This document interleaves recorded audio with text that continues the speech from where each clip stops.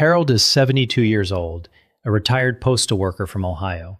For nearly 5 years, Harold took his blood pressure medication every single morning without missing a day. He trusted Dr. William. He followed the instructions. He never questioned the prescription, and for a while, everything seemed fine. But about 8 months ago, Harold's daughter started noticing something. Her father, a man who used to walk 3 miles every morning before breakfast, was now sitting in his recliner by 10 a.m., exhausted. He stopped going to the hardware store on weekends. He told his grandchildren he was too tired to play in the yard. One Tuesday afternoon, Harold stood up from his kitchen chair and his legs buckled underneath him. He grabbed the counter just in time. His heart rate, when his daughter checked it, was 46 beats per minute. His family assumed it was just aging. Dr. William had never once mentioned that this could happen. But here is the truth that changed everything for Harold. It was not his age stealing his energy. It was his medication. Quietly, invisibly, one pill at a time, slowing his heart to a level his body could no longer safely sustain. Harold was taking one of the 2 most commonly prescribed blood pressure medications for seniors. And the question that almost nobody thinks to ask is this: between amlodipine and metoprolol, which one is actually safer for an aging body? The answer is not what most people expect, and it depends on something Dr. William has probably never taken the time to explain to you. Today, we need to have this conversation. Before I compare these 2 drugs side by side, I need you to understand something fundamental, because without this, nothing else I say today will land the way it should. The way your body handles blood pressure medication at 72 is fundamentally different from how it handled the same medication at 52. Not slightly different, profoundly different. And most doctors simply do not have the time in a 15-minute appointment to walk you through why. Here is what changes. After the age of 60, your artery walls begin to stiffen. They lose the elastic flexibility they had in your younger years. This means your systolic pressure, the top number, becomes increasingly difficult to control. It is the number most strongly linked to stroke, heart attack, and cognitive decline. And it is the number that makes choosing the right medication so critically important. But the changes go deeper than your arteries. Your liver, the organ responsible for processing and breaking down nearly every medication you take, slows down. Drugs stay in your system longer. They accumulate at higher concentrations. A dose that was perfectly safe at 55 can quietly become excessive at 73 without anyone adjusting it. Your kidneys filter more slowly. Your nervous system responds less quickly to sudden drops in blood pressure, which is why standing up too fast can send an older adult to the floor while a younger person barely notices. And your heart itself becomes more sensitive to medications that alter its rhythm or speed. This is the lens I need you to carry through everything that follows. A medication is not inherently safe or dangerous. It becomes one or the other based on the body it enters. And after 60, that body has changed in ways that demand a completely different conversation. Let us start with amlodipine, because understanding how this drug works inside your body is the only way to evaluate whether it belongs in your daily routine. Amlodipine is a calcium channel blocker. Now that term sounds complicated, but the mechanism is remarkably straightforward. Every time your heart beats, calcium flows into the muscle cells of your artery walls, causing them to contract and tighten. That tightening is what creates pressure. Amlodipine blocks a portion of that calcium from entering those cells. The result is that your artery walls relax, they widen, blood flows through with less resistance, and your blood pressure drops. For seniors specifically, this mechanism carries a particular advantage. Remember what I said about arterial stiffness after the age of 60. Your vessels are already harder and less flexible than they used to be. Amlodipine directly addresses that problem at its source. It targets the very stiffness that makes systolic pressure so stubborn and so dangerous in older adults. Clinical research has consistently shown that amlodipine is one of the most effective medications for lowering systolic pressure and reducing stroke risk in patients with coronary artery disease. Now, here is the dosing detail that matters enormously. In younger adults, doctors often begin at 5 milligrams once daily. But for seniors, the recommended starting dose is lower, just 2.5 milligrams. This is not being overly cautious. This is respecting the fact that your liver processes this drug more slowly, and your blood vessels are more responsive to sudden pressure changes. The dose can be increased gradually, typically every 1 to 2 weeks, up to a maximum of 10 milligrams, but only if your body tolerates each step comfortably. If you are finding this helpful so far, take a moment to hit that subscribe button and type the word SAFER in the comments. It helps me know you are here and following along. Now, let us turn to the other side of this comparison, metoprolol. Because this drug works through an entirely different pathway, and understanding that difference is what separates an informed patient from one who simply swallows whatever is handed to them. Metoprolol is a beta blocker. Unlike amlodipine, which relaxes your artery walls, metoprolol goes directly to the heart itself. Your heart has receptors called beta-1 receptors that respond to adrenaline. Every time stress, exertion, or even just standing up sends adrenaline surging through your system, those receptors tell your heart to beat faster and harder. Metoprolol blocks those receptors. The heart slows down. Each beat becomes less forceful, and because the heart is pumping with less intensity, the pressure inside your blood vessels drops. For seniors who have already suffered a heart attack, who are living with heart failure, or who are managing an irregular heartbeat, this protective effect on the heart muscle can be genuinely life-saving. Metoprolol reduces the oxygen demand on a heart that is already under strain. In these specific situations, it is not just a blood pressure medication, it is cardiac armor.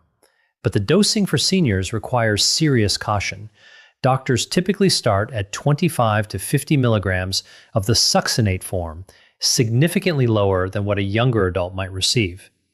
The dose is increased slowly, only as tolerated, and only with regular monitoring of heart rate. And here is the one rule that I need every single person watching this to understand. You must never stop metoprolol suddenly. Abrupt withdrawal can cause a dangerous rebound effect, a sudden surge in heart rate and blood pressure that can trigger chest pain, a cardiac event, or worse. Any change must be gradual and supervised by Dr. William. Now that you understand how each drug works, let us put them side by side because this is where the conversation gets personal. And I want to tell you about Eleanor to show you exactly why. Eleanor is 69 years old, a retired school teacher from Michigan. She had been taking metoprolol for 3 years. Over time, she developed crushing fatigue that made her feel decades older than she really was. Dr. Williams switched her to amlodipine. Within 2 weeks, the fatigue lifted. She felt like herself again. But within 6 weeks, her ankles had swollen so badly that she could not fit into any of her shoes. She told me it felt like trading one prison for another. Eleanor's story illustrates the central truth of this comparison. Neither drug is universally safer. Each one carries a distinct set of side effects that affect people differently depending on the body receiving them. Amlodipine's most common issue is peripheral edema, swelling in the ankles and feet. This happens because the drug relaxes arteries but not veins equally. Fluid pools in the lower body under the force of gravity. It is not a sign of heart failure or kidney damage, but it is uncomfortable. It affects mobility, and for seniors with balance concerns, it can become a genuine safety problem. Some patients also experience facial flushing, dizziness when standing, or mild palpitations. Metoprolol's side effect profile looks completely different. Fatigue is the most frequently reported complaint. Patients describe a heaviness, a loss of drive that seeps into every part of their day. It can also slow the heart rate below safe levels, causing lightheadedness or fainting. And in seniors with lung conditions like COPD or asthma, it may restrict breathing even at moderate doses. Now that you understand how each drug works, let us put them side by side, because this is where the conversation gets personal. And I want to tell you about Eleanor to show you exactly why.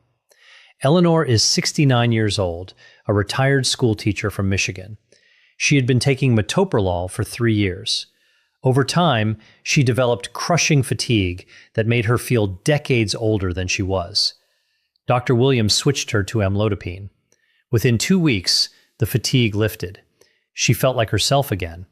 But within 6 weeks, her ankles had swollen so badly that she could not fit into any of her shoes. She told me it felt like trading one prison for another. Eleanor's story illustrates the central truth of this comparison. Neither drug is universally safer. Each one carries a distinct set of side effects that affect people differently depending on the body receiving them. Amlodipine's most common issue is peripheral edema, swelling in the ankles and feet. This happens because the drug relaxes arteries but not veins equally. Fluid pools in the lower body under the force of gravity. It is not a sign of heart failure or kidney damage, but it is uncomfortable, it affects mobility, and for seniors with balance concerns, it can become a genuine safety problem. Some patients also experience facial flushing, dizziness when standing, or mild palpitations. Metoprolol's side effect profile looks completely different. Fatigue is the most frequently reported complaint. Patients describe a heaviness, a loss of drive that seeps into every part of their day. It can also slow the heart rate below safe levels, causing lightheadedness or fainting. And in seniors with lung conditions like COPD or asthma, it may restrict breathing even at moderate doses. Now we enter territory that I genuinely believe is the most underappreciated danger in senior healthcare today. Because the risk of either medication does not exist in isolation, it exists in the context of every other pill sitting in your medicine cabinet. And for most seniors, that cabinet is not empty. The average adult over the age of 65 takes 4 or more prescription medications every day. Many take 6, 8, or even 10. Each one was prescribed individually, often by different doctors. Each one was considered safe on its own. But when these drugs share the same metabolic pathways inside your body, they begin competing with each other. And that competition can turn a safe medication into a dangerous one without anyone noticing. Amlodipine is processed in your liver by a specific enzyme called CYP3A4. This same enzyme is responsible for breaking down dozens of other commonly prescribed medications. Certain antibiotics, antifungal medications, and even grapefruit juice can interfere with this enzyme, causing amlodipine to accumulate in your bloodstream at higher levels than intended. The result is amplified side effects, more swelling, more dizziness, a greater risk of falls, all from an interaction that nobody warned you about.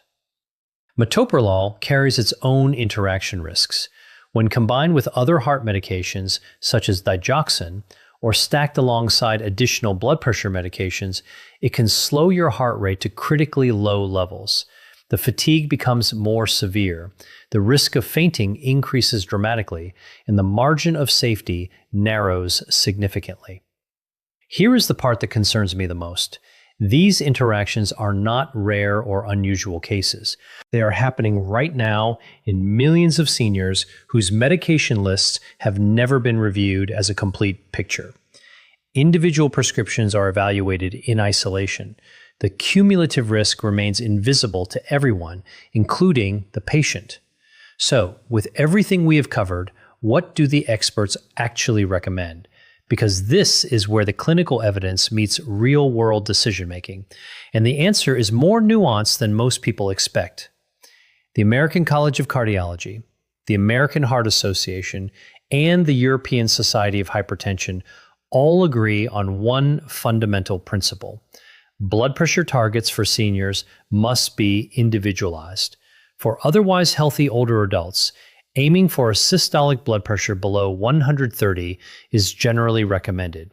But for frail seniors, managing multiple medical conditions, a less aggressive target may actually produce better outcomes. Pushing blood pressure numbers too low in a fragile body can cause more harm than the high blood pressure itself. Now, here is where the two medications clearly separate in the clinical guidelines. Amlodipine is consistently positioned as a first-line treatment option for seniors with uncomplicated hypertension. Its ability to directly address arterial stiffness, reliably lower systolic blood pressure, and reduce the risk of stroke places it at the front of nearly every major treatment algorithm for older adults. Metoprolol occupies a completely different position. It is not recommended as the first choice for straightforward high blood pressure in seniors. Instead, the guidelines reserve it for situations where the heart itself requires targeted protection. A previous heart attack, documented heart failure, or a diagnosed cardiac arrhythmia. In these specific clinical situations, metoprolol's ability to slow the heart and reduce the heart's oxygen demand makes it not only appropriate, but essential. The critical takeaway is this: the guidelines do not declare one medication universally better than the other. They make it clear that the right medication depends entirely on why your blood pressure needs treatment in the first place.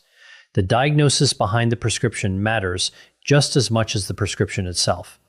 If this distinction is making things clearer for you, type the word guidelines in the comments and make sure you are subscribed so you do not miss what comes next. So let me answer the question you came here for.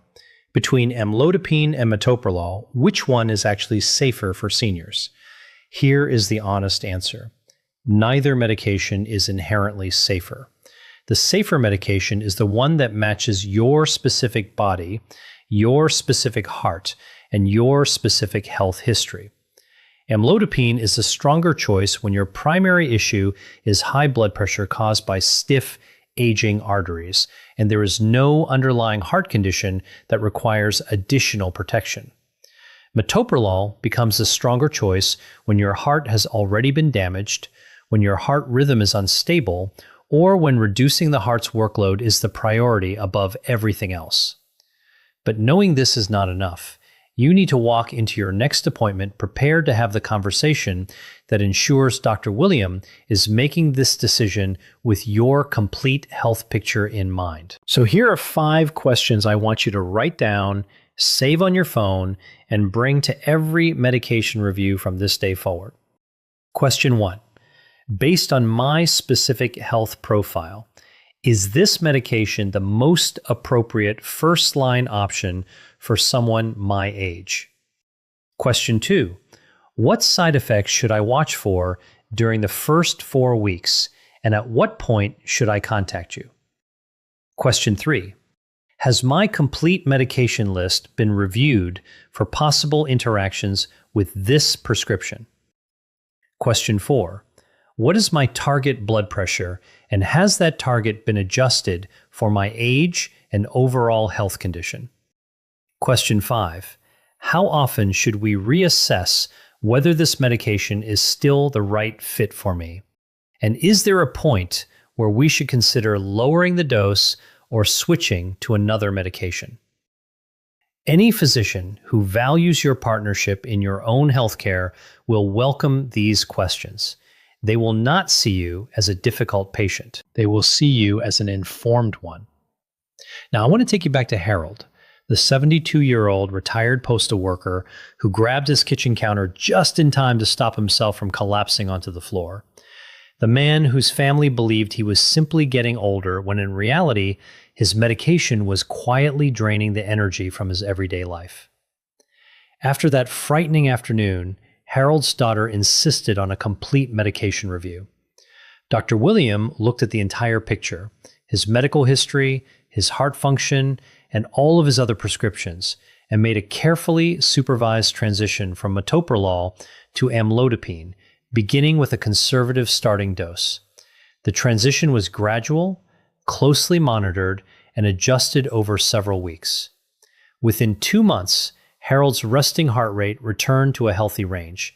His energy came back in a way his daughter described as watching someone wake up from a long sleep. He started taking his morning walks again. He went back to the hardware store on Saturdays. He got down on the floor and played with his grandchildren for the first time in more than a year. Harold's story is not a miracle. It is what happens when a medication decision is made with the right information, the right questions, and the right partnership between a patient and Dr. William.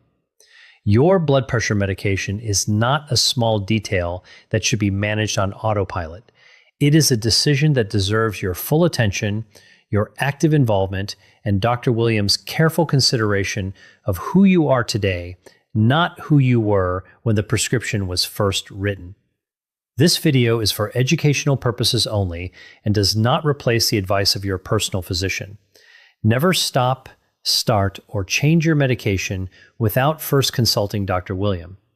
If you found this video valuable today, please subscribe, turn on the notification bell, and let me know in the comments. Are you currently taking Amlodipine, Metoprolol, or both? Your experience may be exactly what someone else in this community needs to hear.